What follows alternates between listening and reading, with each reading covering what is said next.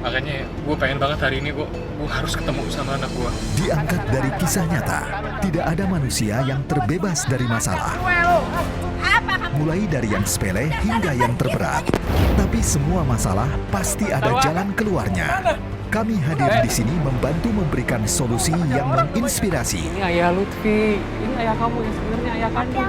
Semua punya cerita. Hadir setiap Senin sampai Jumat jam 2 siang di Trans TV.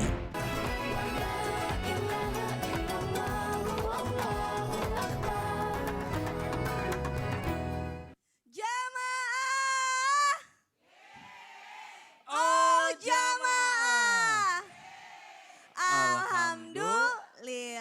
Alhamdulillahirrahmanirrahim. Assalatu wassalamu ala asyrafil anbiya'i wal mursalin wa ala alihi wa sahbihi ajmain amma ba'du.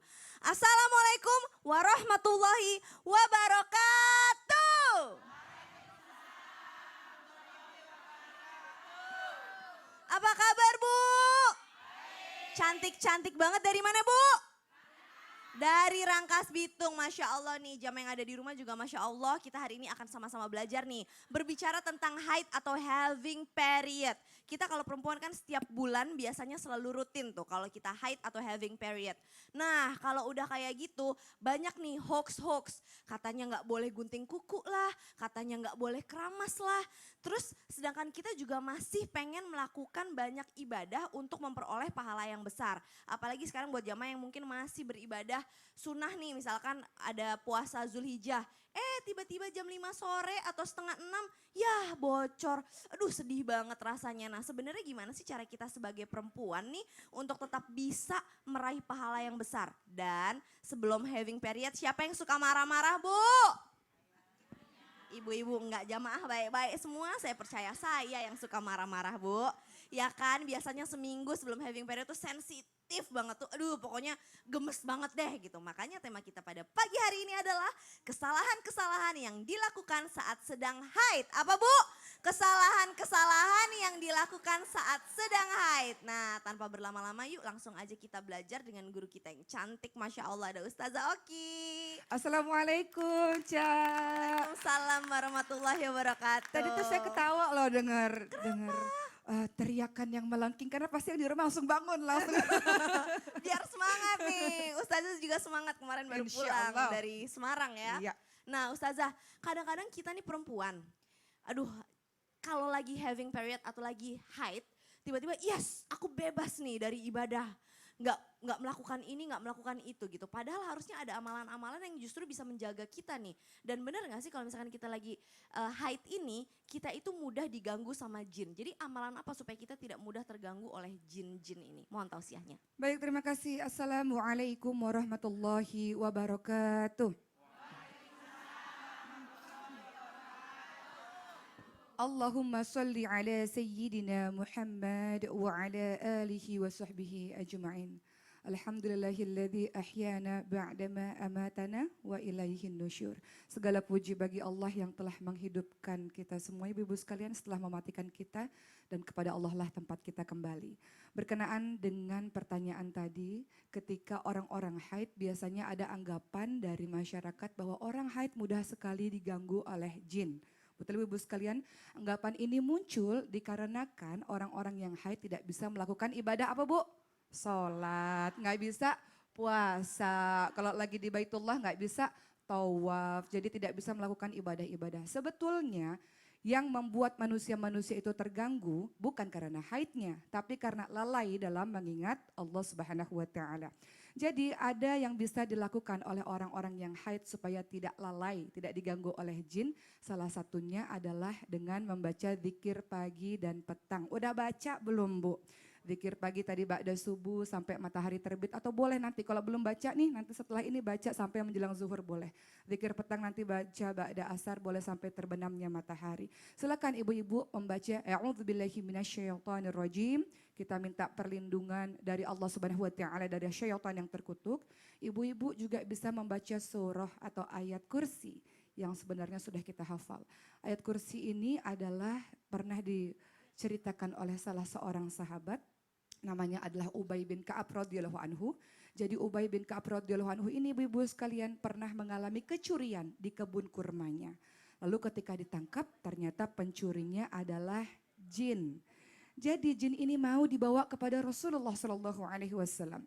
Tapi sebelum dibawa, jin ini memohon-mohon kepada Ubay bin Ka'ab radhiyallahu anhu, jangan dibawa ke hadapan Rasul. Saya mau kasih kamu satu amalan yang kalau kamu baca ini kamu akan dilindungi oleh Allah Subhanahu wa taala. Apa amalan itu? Yakni membaca ayat kursi. Membaca ayat kursi di waktu pagi maka akan melindungi kita semua sampai di waktu petang. Membaca ayat kursi di waktu petang maka akan melindungi kita sampai di waktu pagi. Begitulah ibu-ibu sekalian, sehingga ketika hal ini diadukan kepada Rasulullah Shallallahu Alaihi Wasallam, maka Rasul mengatakan jin itu benar. Jadi tidak boleh meninggalkan ayat kursi di waktu pagi maupun di waktu petang. Berikutnya apa saja sih bacaan zikir pagi petang? Mudah, ibu-ibu semua, teman-teman jemaah di rumah di studio juga sudah hafal, yakni surah Al-Ikhlas, surah Al-Falaq, surah An-Nas yang teman-teman baca masing-masingnya 3 kali. Ketika membaca ini insya Allah selamat dari gangguan-gangguan. Ada apa dengan surah Al-Ikhlas? Surah Al-Ikhlas, a'udzubillahi minasyaitonirrajim, qul huwallahu ahad, Allahus samad, lam yalid wa lam yulad wa lam yakul lahu kufuwan ahad. Al-Ikhlas berisi tentang ketauhidan ibu-ibu sekalian. Al-Ikhlas kenapa disebut sepertiga Al-Quran? Karena Al-Quran sepertiganya adalah berisi tentang tauhid, kisah, dan hukum-hukum. Sepertiganya tauhid, sepertiganya kisah, sepertiganya hukum-hukum. Al-Ikhlas membahas mengenai ketauhidan. Kita mengakui bahwa Allah adalah satu-satunya Tuhan kita. Qul huwallahu ahad, Allah itu satu. Allahus somad, Allah tempat bergantung. Allah tidak beranak dan tidak diperanakan dan tidak ada yang setara dengan Allah Subhanahu wa taala. Lalu kita membaca surah Al-Falaq. Kita minta perlindungan Allah penguasa waktu subuh dari kejahatan malam, kemudian dari kejahatan makhluk-makhluk Allah lainnya. Kita minta perlindungan kepada Allah dari kejahatan para penyihir, dari orang-orang yang dengki. Apabila dia memang dengki kepada kita. Kemudian kita baca surah An-Nas. Kita berlindung kepada Allah dari Tuhannya manusia, rajanya manusia, dari sembahannya manusia, dari kejahatan syaitan yang membisik-bisikkan di dada manusia, syaitan dari kalangan jin dan manusia. Dan banyak sekali zikir-zikir lainnya, ibu-ibu juga bisa beristighfar, astagfirullah wa atubu ilaih. Kemudian bisa subhanallah wa bihamdihi sebanyak 100 kali. Kemudian kita bisa baca la ilaha illallah wahdahu la syarikalah, lahul mulku wa lahul hamdu yuhyi wa yumit wa huwa ala kulli syai'in qadir. Dan silakan baca zikir itu dan dirutinkan. Kemudian banyak yang membaca, bagaimana kalau seandainya baca Quran saja? Baca Quran bisa kapan saja, tapi waktu yang utama baca zikir pagi dan petang itu adalah waktu-waktu yang utama, jadi jangan tinggalkan doa-doa yang tadi saya sebutkan. Termasuk jangan juga ini amalan yang lain, jangan juga melupakan atau meninggalkan qiyamul lail bagi orang-orang yang haid. Banyak orang mengatakan, lagi haid nggak usah qiyamul lail, nggak usah bangun malam. Justru pada saat haid bangun qiyamul lail karena bisa berzikir kepada Allah Subhanahu wa taala. Oh gitu. Iya kan bablas lagi haid libur qiyamul lailnya. Iya, biasanya kadang-kadang Gitu. kalau lagi haid itu yaudah deh bangun ntar aja deh gitu, masih agak-agak kalau udah mau fajar dikit justru jangan ya. Justru bangun, dirutinkan bangun, kita bisa berzikir kepada Allah atau kita bisa baca buku, baca kitab. Kirain kalau bangun jam 3 malam pas lagi tengah seperempat. Biasa bangun kan? Itu Allah lagi bangunin, langsung bangun, jangan tidur lagi gitu. seperti itu. Jadi jangan tidur lagi, justru jangan males-malesan. Allah sudah kasih hadiah untuk membangunkan kita. Masya Allah, jazakillah khairan. Terima kasih Sama-sama, banyak jazakillah Ustazah. Kasih khair. tepuk tangan dulu dong, luar biasa. Ilmunya Masya Allah, saya baru tahu loh ternyata memang ada alasannya kenapa kita harus baca surat Al-Falaq, Al-Ikhlas, Anas, itu memang ada alasannya kenapa. Nah sekarang saya akan memberikan kesempatan nih buat jamaah yang ada di studio, siapa yang mau nanya coba boleh angkat tangannya. Wah banyak banget yang mau nanya. Oke, di sebelah kiri saya dulu. Ibu silahkan.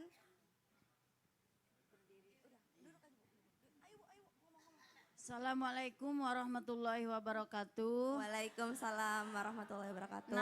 Nama saya Ibu Marpuah dari Majelis Taklim Sabilatus Saadah.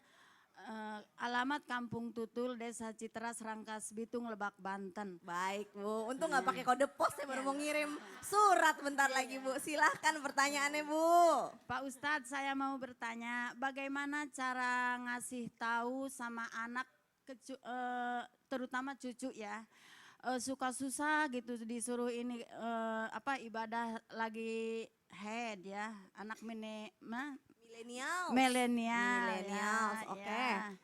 Bagaimana caranya gitu kita ngasih taunya, kan suka malas-malasan itu ya. Suka males-malesan kalau lagi haid gitu ya. Maunya tidur Maunya tidur aja di dalam aja, kamar aja nggak nggak mau keluar. ya. apa aja yang kan masih ada yang apa yang bisa dilakukan tuh lagi haid. Tapi ngasih taunya Tapi gimana? ngasih taunya gitu. bagaimana? Baiklah Ya, kalau ya. begitu. Terima kasih Ya. Bu. Pertanyaannya bagus sekali. Kasih tepuk tangan. Ustadz Ahmad Khan. Assalamualaikum Ustadz. Waalaikumsalam warahmatullahi Masya Allah. Ustadz gimana cara ngasih tahu anak millennials nih? Susah dikasih tahu kadang-kadang apalagi kalau lagi haid. Sensitif gitu rasanya. Gimana caranya Ustadz? Mohon tausiahnya. Assalamualaikum warahmatullahi wabarakatuh. Waalaikumsalam warahmatullahi wabarakatuh. Alhamdulillah. Wassalatu wassalamu ala rasulillah. Sayyiduna Muhammad ibn Abdillah wa ala alihi wa sahbihi wa man nasarahu wa walah wa la hawla wa la quwata illa billah amma ba'd. Jamaah Islam itu indah yang dirahmati oleh Allah Subhanahu wa taala. Di saat kita memiliki anak wanita di rumah yang sedang dalam keadaan haid, lalu kemudian sulit untuk kita berikan nasihat agar melakukan ibadah dan mengisi kekosongan waktunya dengan taat kepada Allah, maka teruslah berusaha sebagai orang tua, jangan patah semangat, selalu mengingatkan mereka. Allah Subhanahu wa taala berfirman dalam Al-Qur'an, "Wa dzakir fa inna dzikra tanfa'ul mu'minin." Dan teruslah berikan peringatan karena sesungguhnya peringatan itu bermanfaat buat orang mukmin. Banyak di antara kita orang yang mengerti, memahami, mengetahui di dalam satu ilmu, akan tetapi mereka lupa untuk mengamalkannya. Banyak di antara kita orang yang paham dan pandai, cerdas di dalam ilmu syariat, akan tetapi qalilun man yaf'aluh, sedikit orang yang mengamalkannya. Maka di saat seseorang sulit untuk melakukan kebaikan, di saat sedang haid, maka terus berikan nasihat. Dan kata Imam Ghazali dalam kitab Maraqil Ubudiyah, walisanul hal afsah min lisanil maqal, ketahuilah bahwasanya praktek itu lebih manjur ketimbang daripada teori. Maka berikan contoh kepada anak-anak kita, kepada keluarga kita, kepada istri kita ketika mereka sedang dalam keadaan haid, jangan pernah berhenti untuk beribadah, dekatkan diri kepada Allah Subhanahu wa taala. Dan di antara amal ibadah yang bisa dilakukan oleh perempuan yang sedang dalam keadaan haid, di antaranya adalah bersedekah. Allah Subhanahu wa taala berfirman dalam surah Al-Baqarah ayat 261, kata Allah Subhanahu wa taala, "Matsalul ladzina yunfikuna amwalahum fisabilillah kamathali habbatin ambatat sab'a sanabila fi kulli sumbulatin mi'atu habbah wallahu yudhaifu liman yasha wallahu wasi'un alim." Perumpamaan orang yang menginfakkan harta mereka di jalan Allah Subhanahu wa taala diumpamakan seperti sebuah biji yang berbuah 7 tangkai, setiap tangkainya berbuah 100 butir biji lagi. Maka Allah lipat gandakan pahala kebaikan buat hamba-hambanya yang taat bersedekah kepada Allah Subhanahu wa taala. Kepada siapa yang Allah kehendaki, Allah Maha mengetahui dan Maha luas apa yang ia miliki. Maka orang yang bersedekah di jalan Allah Subhanahu wa taala ini akan dilipat gandakan pahalanya oleh Allah Subhanahu wa taala. Jadi ibu di saat sedang dalam keadaan haid, maka bisa beribadah dengan bersedekah. Dan sedekah yang kita infakkan di jalan Allah Subhanahu wa taala bukan cuma dibalas dengan pahala yang besar, tetapi juga dibalas oleh Allah Subhanahu wa taala dengan rezeki yang melimpah. Kata Rasulullah sallallahu alaihi wasallam, "Man naqasa malun min shadaqatin bal yasdat." Tidak akan berkurang harta yang disedekahkan di jalan Allah Subhanahu wa taala, tetapi bertambah.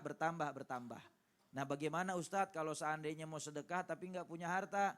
Di dalam kitab Rawahul Bukhari, hadis riwayat Imam Bukhari, begitu juga riwayat Imam Baihaqi di dalam Sunanul Kubra, diterangkan hadatsana Sa'id an Abi Burdah an Abi Musa an abihi an jaddihi qala Nabi sallallahu alaihi wasallam. Datang sebuah hadis daripada Sa'id, daripada Abi Musa, daripada ayahnya, daripada kakeknya, berkata bahwasanya baginda Rasul Nabi Muhammad sallallahu alaihi wasallam bersabda dalam hadisnya. Satu ketika Nabi menyampaikan kepada kita semua bahwasanya kata Rasulullah, ala kulli muslimin sadaqah. Ketahuilah oleh kalian setiap muslim itu dianjurkan untuk mengeluarkan sedekah di jalan Allah Subhanahu wa taala. Lalu kemudian kalau seandainya dia enggak mampu ya Rasul, fa illam yajid, kalau enggak ada yang buat disedekahkan, kata Nabi Muhammad sallallahu alaihi wasallam, fayu'inu dzal hajjah, maka bisa dengan cara membantu orang yang membutuhkan, orang yang sedang kesulitan. Fa illam yajid, kalau seandainya enggak ada juga, kita enggak menemukan orang yang kesulitan, kata baginda Rasul Nabi Muhammad sallallahu alaihi wasallam, fa yaqulu bil khairi au qala bil ma'ruf, maka ajak orang berbuat kebaikan atau berucap dengan ucapan yang baik.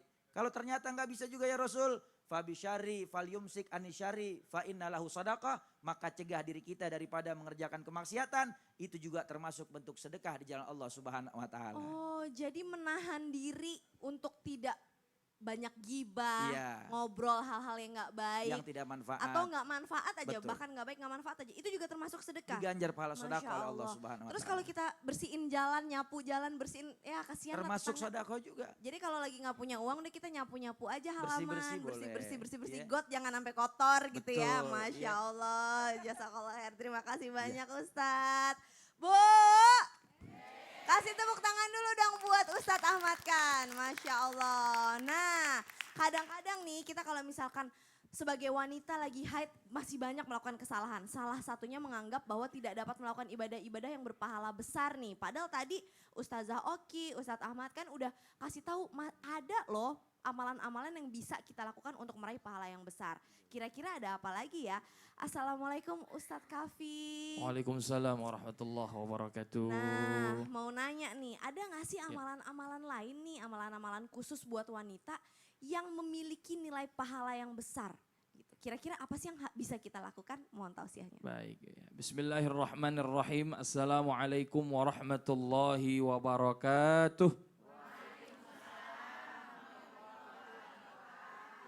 Alhamdulillahi rabbil alamin, amma ba'du. Allahumma salli wa sallim wa karim wa azim ala sayyidina Muhammadin wa ala alihi wa ashabihi ajma'in, amma ba'du. Jamaah yang dimuliakan Allah Subhanahu wa taala, pemirsa Islam itu indah, dan jamaah yang ada di studio yang alhamdulillah cantik-cantik banget, warnanya kuning ya. Alhamdulillah dengan bro semuanya kompak ada di bawah leher. Ya, mudah-mudahan semua di pagi hari ini kita diberikan keberkahan oleh Allah Subhanahu wa taala. Pembahasannya tentang haid, ya, haid atau haid. Ya, ini luar biasa. Ulama pernah ditanya tentang haid, beliau mengatakan bahwa permasalahan dari haid ini atau haid ini adalah permasalahan yang begitu kompleks sampai-sampai begitu luas, mengibaratkan permasalahan ini seperti kalbahr, seperti lautan. Jadi nggak ada habisnya. Ada aja tuh permasalahan.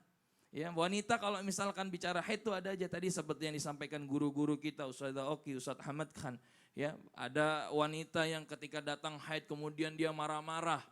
Ya, tensinya malah tinggi, suami nggak ngapa-ngapa dijambak-jambakin. Kasihan banget itu suami jadi maf'ul dipukul-pukulin. Emang sarung tinju. Kasihan banget ya. Itu memang menjadi permasalahan yang luar biasa. Itulah wanita. Tapi di sini kita membahas seorang wanita yang solehah.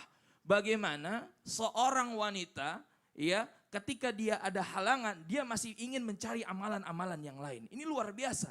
Ini nikmat yang luar biasa. Kenapa? Karena ada di luar sana wanita nggak ada halangan dia nggak sholat. Wanita nggak ada halangan apa-apa dia nggak mau tuh sedekah. Wanita nggak ada halangan apa-apa enggan untuk sholat. Tapi ini luar biasa. Kita bahas di sini adalah wanita yang solehah. Kenapa? Karena ketika halangan saja dia masih mencari amalan-amalan yang bisa mendekatkan diri dia kepada Allah Subhanahu wa taala. Maka ada amalan-amalan, salah satunya adalah zikir kepada Allah Subhanahu wa taala. Ya, seperti yang disampaikan oleh umat tadi ya, Allah Subhanahu wa taala berfirman, "Ya ayyuhalladzina amanu dzkurullaha dzikran katsira wasabbihuhu bukratan wa asila." Ya, wahai orang-orang yang beriman, ya berzikirlah kamu, ingatlah kepada Allah Subhanahu wa taala pagi dan petang. Ustadz, boleh nggak kalau kita zikir? Boleh. Apa saja Ustadz zikirnya? Banyak sekali zikir-zikir, ya. Ada subhanallah wa bihamdihi subhanallahil azim. Tadi kalimat tauhid la ilaha illallah Muhammadur Rasulullah. Atau subhanallah walhamdulillah wa la ilaha illallah Allahu akbar. Banyak sekali. Atau salawatan boleh.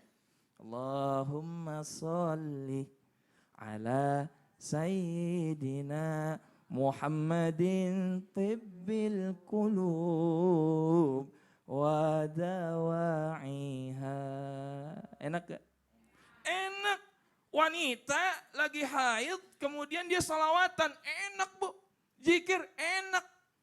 Ya, coba kalau wanita lagi haid malah marah-marah, ya, atau yang bikin kerjaan nggak aneh, nyetel musik, bikin TikTok. Sungguh, ku merasa, ya Allah, ini jadi PR, bukan dapat pahala, malah dapat dosa. Ya enggak bu? Jadi Iya. jadi Jadi tetap kalaupun kita dapat haid atau Iya. having period itu bukan menjadikan kita alasan untuk bermalas-malasan. Enggak boleh. Jadi tidak menyebut kalimat-kalimat suci Allah. Iya. Nggak ada alasan berarti Nggak ya? ada alasan. Ini kadang-kadang ada orang lagi haid ya, kemudian dia apa? Dia libur semua. Iya. Kerjaannya makan sama tidur doang. Iya, sama nonton. Sama nonton. Kalau milenial nontonnya Netflix. Iya, Masya aduh, Allah. astagfirullah. Baik, jazakallah Iya. khair. Terima kasih banyak Ustadz Kafi. Kasih tepuk Sama-sama. tangan dulu dong Bu. Nah setelah ini nih, sekarang saya akan juga memberikan kesempatan buat jamaah yang ada di rumah untuk bertanya kepada guru-guru kita. Sekarang langsung buka Instagramnya Islam Itu Indah, komen langsung yang banyak di situ. Nanti akan kita pilih beberapa pertanyaan di situ ya. Nah by the way nih, kalau ngomong-ngomongin tentang having period, hoaxnya itu banyak banget Bu. Bener nggak Bu? Benar, Ustazah Oki, kita kan sama-sama perempuan nih. Pusing kadang-kadang tuh kalau lagi dapet nih, nggak boleh baca Al-Quran. Boleh, dilihat aja tapi mushafnya. Boleh kok dipegang, tapi tulisan ayatnya nggak boleh dipegang gitu. Yang ada bahasa Indonesianya aja yang boleh. Banyak banget, bolehnya gini, nggak bolehnya gitu. Sebenarnya gimana sih selama-lama daripada pusing, takut dosa, udahlah mendingan nggak usah baca aja tuh gimana tuh Ustazah? Kalau untuk membaca Al-Quran sendiri terjadi perbedaan Stop. pendapat. Perbedaan pendapat Ustazah? Iya, ada beberapa Wah. ada beda pendapat. Nanti dijelasin satu persatu. Kayaknya seru nih. Oh ternyata jadi ada beda pendapat. Oke, insya Allah abis ini kita akan bahas ya Ustazah supaya kita juga tidak dosa nih. Karena kita tahu mana yang boleh, mana yang enggak. Jadi sesaat lagi jamaah jangan kemana-mana, tetap di Islam Itu Indah. Tapi sebelumnya kita saksikan dulu Nash Indonesia. Silakan Nash.